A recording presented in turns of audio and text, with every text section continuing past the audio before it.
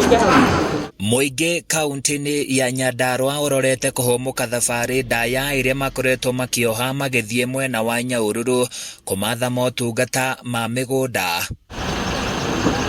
Kuringana na MINISTA wa MIGUNDA Alice WAHOME, ihinda-ini ria mieri 3 yukite mihango yothe wabici-ini ino ni iguthamirio mwena wa Ol Kalou niguo ikuhiririe MWENA. It's a big story for somebody to come for service here.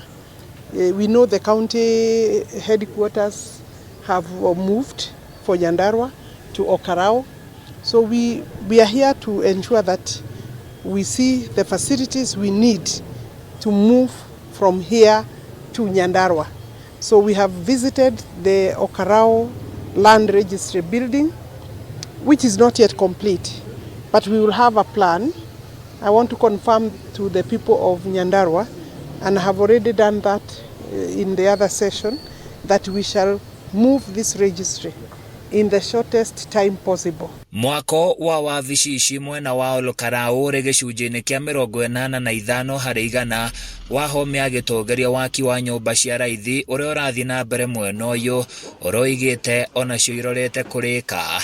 So they will start preparing for that exercise, which then means the office work that is remaining is about maybe 15% we will be able to complete within that period, so that we make it easy for our people from Nyandarua County to access land services, registration, searches, transfers, all services required, including disputes regarding land.